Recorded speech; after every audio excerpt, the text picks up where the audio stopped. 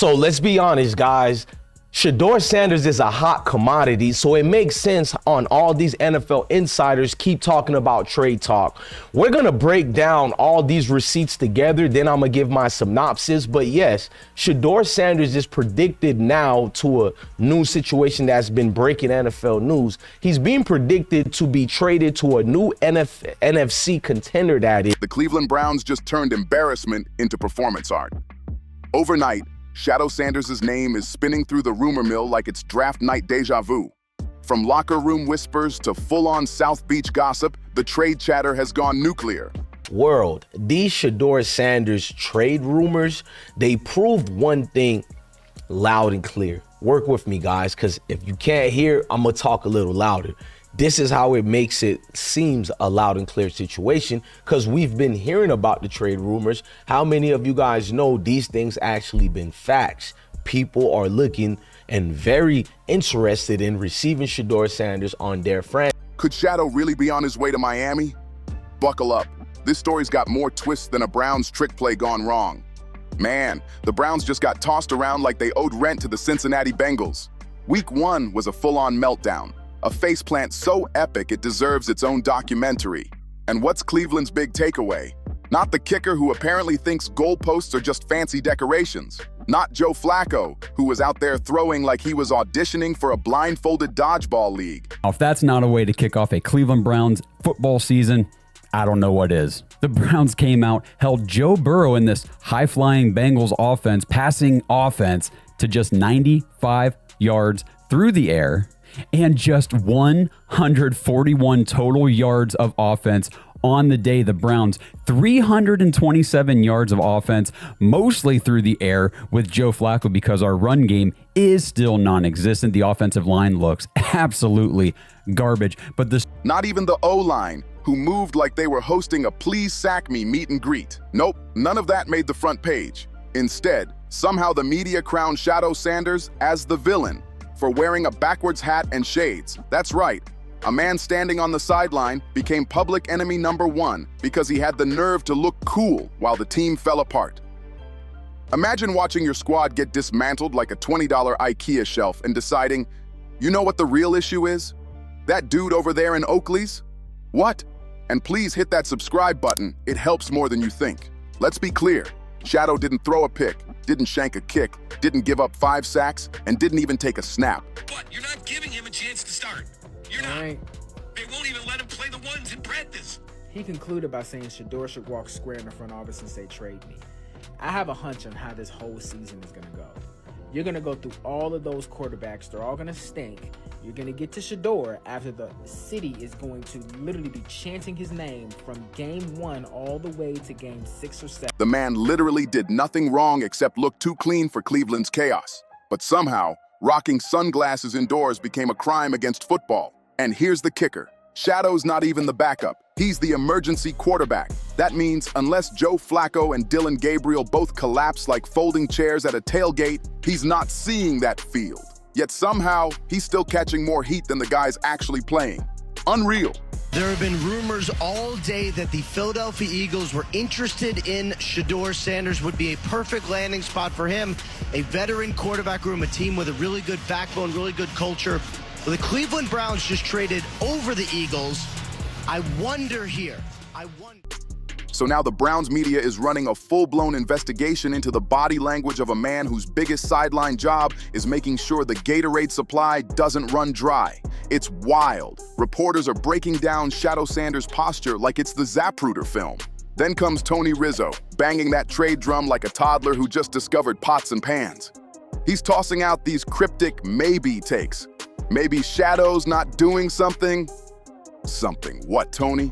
No one knows. But the rumor tornado keeps spinning anyway. Maybe Shadow didn't clap with enough passion. Maybe his hat broke some secret sideline dress code. Maybe he blinked too confidently during a timeout. According to Rizzo, Shadow's some mysterious problem child hiding dark secrets, when really, the man's only crime was sitting a little too comfortably while his team fell apart in real time. Developed by the Cleveland Browns. Riz, history would tell us probably not. If I'm just being fair. But Riz, here's the other thing that you forget. next year at this time, we're going to have a first-round draft pick on our roster at the quarterback position. I told you, if it were me, if I was Deion, or if I had some sort of influence on, I tell him, you know what, trade me this out. Let me go somewhere where I can have a chance to play. Chris, don't you think there are enough desperate teams out there? Because you know the Browns got it all figured out. Yeah, they do. But of course, Cleveland can't resist a good conspiracy. This is the same fan base that once believed Johnny Manziel's money sign was a leadership tactic. So it's no surprise they cooked up a theory that when Shador tried consoling the rookie kicker after yet another missed field goal, it was all a calculated PR move. Like, come on. They really think he pulled out a crystal ball, predicted the miss, and sprinted into the shot like, perfect moment to look compassionate for the cameras. Please. Sometimes a quarterback just being human doesn't need a headline. Forget that Shadow's always been the guy hyping up his teammates. Nah, apparently he's out here playing 4D chess with ESPN's camera crew. So you mean to tell me the Cleveland Browns listed Shedeur Sanders as inactive today? Inactive? Yo, look, man. At this point, hey, I'm a fan of Shedeur, I'm a fan of Deion, but we just need to stop caring. Because the more people actually trying to tune in to watch Shedeur, the more they ain't gonna play him, and the more they using him for clout and clickbait. They don't want the guy. The owner don't want him. The coach don't want him. The general manager don't want him. They don't want him on the team. They tossed him into preseason reps with dudes who'll be selling car insurance by Halloween and then acted shocked when he didn't look like a franchise savior. That's like giving someone a bike with no wheels and clowning them for not winning the Tour de France. Meanwhile, Dylan Gabriel's getting the red carpet treatment. Kenny Pickett's still stacking N.F.L. paychecks like they're grocery coupons. And somehow, Shadow's biggest contribution is upgrading the team's sideline aesthetic. What a joke. And that's where the trade rumors start heating up, because when Cleveland fumbles talent management this bad, other teams start circling like sharks smelling blood. It's reported that his jersey sales have reached 250 million, which generates him Wait, what? 14 million in commissions. Yeah, he didn't ran it Quarter up. mil? I mean, it's 250 quarter bill. Excuse me. Yeah. Jesus. He didn't ran it up. No, he didn't make 14 million. I pray that that's real. Cause He shout to getting him. paid more than any first round pick. Now everyone's debating who should swoop in and rescue Shadow from football purgatory. Panthers, Bears, Vikings, take your pick. Fans are out here turning into real-life Madden GMs, building trade packages like it's deadline day. But the one that keeps coming up? Miami. And honestly, it feels meant to be. Let's be real. Tua's one scary hit away from a retirement ad. And even on his best days, there are moments where you swear he's playing guess who with the defense. Mike McDaniel needs a quarterback built for quick reads, rhythm throws, and laser accuracy. That's Shadow's entire DNA. And the marketing? Please. Miami plus Shadow is a gold mine. The second thing that I'm really pissed about is the fact that the NFL was posting about Shedeur nonstop, and then they post his draft graphic of him in the Browns jersey and pin it to their page. Y'all got me fucked all the way up. You let that kid drop to the 144th pick to humble him and show him that he ain't shit, and then you pin the post of him getting drafted to your page to use him for attention because you know that's all people care about? Fuck out of here, NFL. That's nasty work. The man had the best-selling rookie jersey in the league while sitting on Cleveland's bench. Imagine what happens when he's actually on the field, throwing dimes in that teal and orange. That's not just football. That's a business move waiting to explode. Put Shadow in that aqua and orange. Let him toss just one touchdown under the Miami sun, and the Dolphins team store will look like a sneaker drop outside a Supreme shop. His swagger matches South Beach energy perfectly. Cleveland's over here policing his hat angle like it's a security threat, while Miami would probably greet him with a diamond chain that reads QB1 just for showing up to practice. Meanwhile, the Browns' so-called plan is basically hoarding Shadow like an unopened pack of rookie trading cards. Not to play him, not to develop him, just to keep his name hot enough to sell jerseys and stay on ESPN's radar. That's not player development. That's hostage marketing. They love the clout Shadow brings, but clearly have zero interest in letting him actually win. Why aren't you getting any reps with the ones at any point? I don't think that's not my place, to answer, to even be able to give the answer to that. I feel like it's not in my control. So I'm not even gonna think about that or have that even in my thought process of why it is. Like, it's a lot of people that want to have the opportunity to be at this level, and I'm here, and I'm thankful to have the opportunity. So whenever that is. And when another team finally pulls the trigger and trades for him, Cleveland's gonna sit there, mouths wide open, clutching their cheap bobbleheads while he sets the league on fire somewhere else. The tragic comedy of it all? The Browns don't even have a long-term quarterback plan. Flacco's basically running on fumes at this point. The man's got more NFL miles than a rental car. Dylan Gabriel shows flashes, sure, but nothing that screams future franchise star. And yet Shadow's buried, treated like a villain for committing the heinous crime of accessorizing. The guy's got years left on a rookie deal, first-round talent, and upside that screams franchise quarterback. In a league that throws money at mediocrity like it's a hobby, Shadow isn't just potential, he's value. But instead of letting that value shine, Cleveland's too busy holding fashion court on the sidelines. Backwards hat, jail, sunglasses indoors, off with his head. It's ridiculous. And the funniest part? The backwards hat controversy isn't even new. It's not like it's out of the realm of possibility. This has been a collective effort. Media, GMs, owners, for the simple fact they allowed. So is it because his last name Sanders? That's what you're saying? There's no other reason. There's no other reason. Just turn the film on. I want my quarterback confident, because if he doesn't have that, he can't play. I don't care what his skill set is. You got to have confidence. You just have to believe. Look, in pro sports, you have to believe you the baddest mofo out here.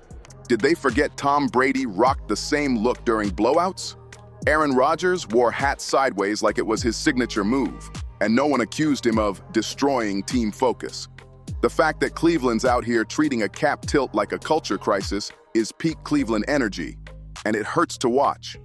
This is the same city that once treated Baker Mayfield planting a flag like it was a presidential act of leadership. And now, give it a few weeks, you can already see the rerun loading. The Browns will stumble to a miserable 2-6 record, the offense will cough and sputter like an old lawnmower in December, and right on cue, Miami makes the call. Meanwhile, Cleveland fans will be out here convincing themselves that Dylan Gabriel just needs one more year, like that's gonna fix anything. And the second Shadow starts bawling out somewhere else, those same media voices that clowned his sunglasses will flip the script faster than a cornerback biting on a double move. Suddenly, they'll be on TV talking about, "We always knew he had it in him." Oh, really? That's funny, considering just 2 months ago, they were analyzing slow-motion footage of his hat like it was crime scene evidence? But here's the real kicker. And yeah, pun totally intended.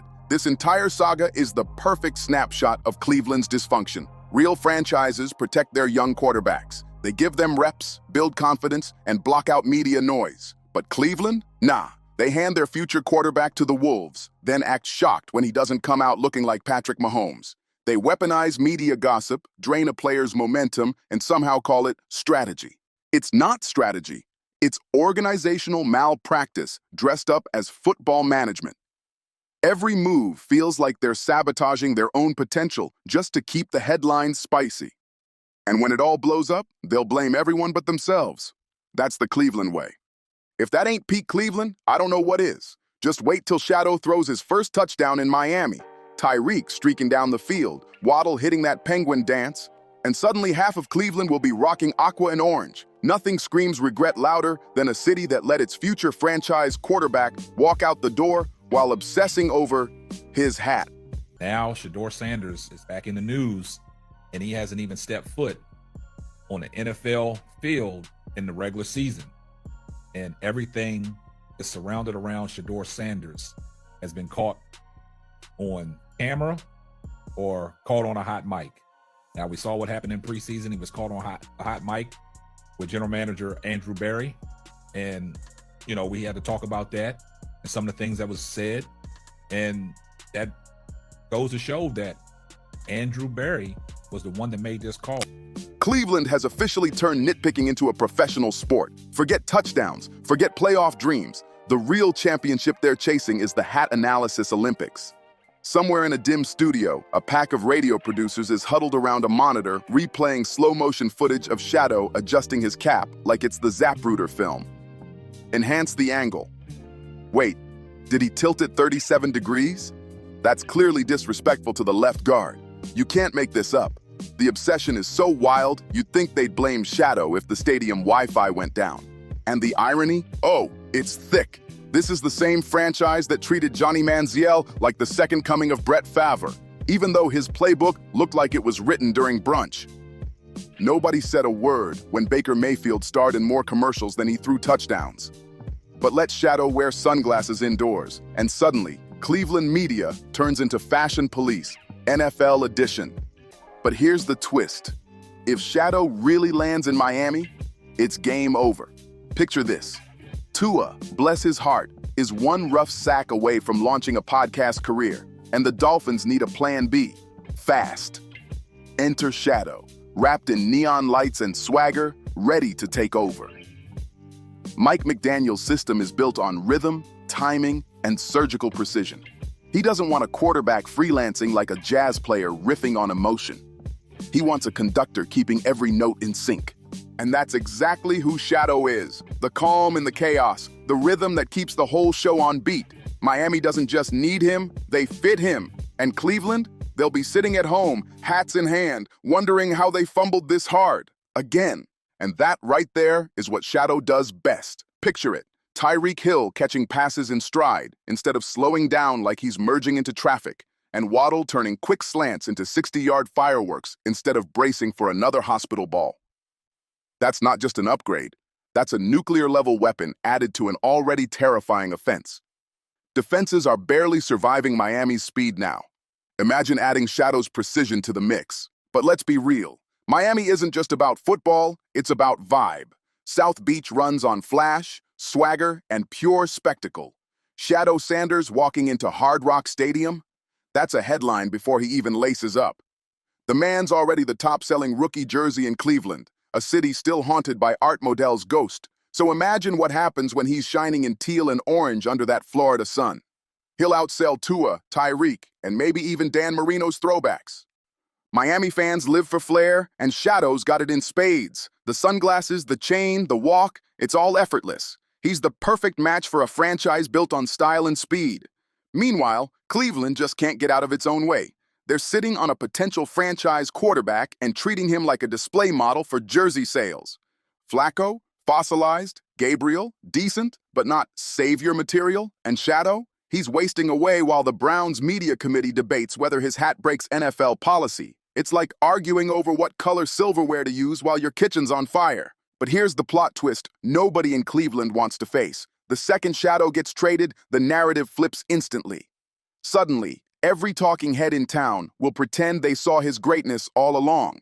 The same people calling him a distraction will be saying, "We always knew he had star potential." That's how Cleveland operates. They only recognize gold once it's already shining somewhere else. Watch how fast the same media that roasted Shadow for his sideline swag suddenly become experts on his upside. The second he drops a touchdown bomb in Miami, ESPN will be rolling out highlight montages like they've been believers from day one.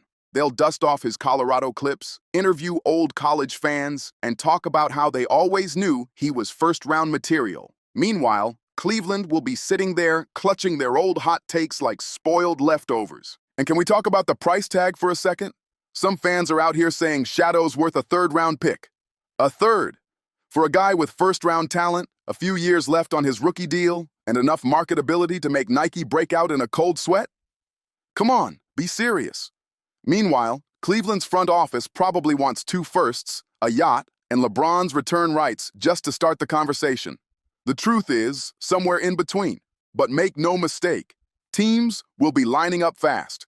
Because in today's N.F.L., young quarterback talent on a discount deal is rarer than a Browns playoff appearance. And let's be crystal clear. If Miami lands him, Shadow's not just coming in as a backup. He's the future. Tua, bless his durability, is already on borrowed time, and the Dolphins know it. By the end of this season, Shadow could easily be QB1 in South Beach, running an offense built perfectly for his strengths. Quick reads, laser throws, and flawless rhythm. McDaniel's system was practically made for him. While Shadow's lighting up highlight reels in Miami, Cleveland's front office will be sitting there, nodding like everything's fine. At least we got a conditional fourth rounder, please. That's like trading a diamond for store credit. And the fans? Oh, they'll play it cool at first. It's fine. We didn't need him anyway, they'll say. They'll call it addition by subtraction. Act like Shadow just wasn't cut out for the AFC North grind. But give it 3 weeks, just 3. And the same fans will be clogging Reddit threads and radio shows screaming, we should have kept him. Because deep down, they'll know exactly what they lost. Not just a quarterback, but the kind of star power that cities wait decades for. Man, classic Browns. A cycle as predictable as their fourth quarter meltdowns. Every year, new names, new hopes, same heartbreak. But let's be real. This was never about hats, sunglasses, or sideline swagger. This is about Cleveland doing what Cleveland does best, fumbling potential like it's part of the playbook. They mismanaged Manziel, wasted Baker, overpaid for Watson, and now they're turning Shadow into a fashion scapegoat. You'd think after decades of quarterback misery, they'd finally learn how to recognize real talent when it's sitting right in front of them. But nope, it's easier to blame a backwards cap than to face their own organizational mess. And while Cleveland keeps tripping over itself, Miami, or whoever lands Shadow, will be laughing all the way to the playoffs. Let's call it right now. 6 months from today, Shedeur Sanders is in Miami. The Dolphins' offense is shredding defenses. Tyreek and Waddle are dancing in the end zone. And Cleveland's still on local radio dissecting Dylan Gabriel's preseason footwork like it's a NASA project. That's not just a prediction, that's destiny. Because if there's one thing you can always count on in the N.F.L., it's the Browns turning gold into scrap metal while everyone else cashes in big. So what do you think? Should Cleveland finally set Shadow free, or are they going to fumble another star right out of town? Drop your thoughts in the comments, hit that like button, subscribe for more, and I'll catch you next time with another football breakdown that's just as wild as the Browns playbook.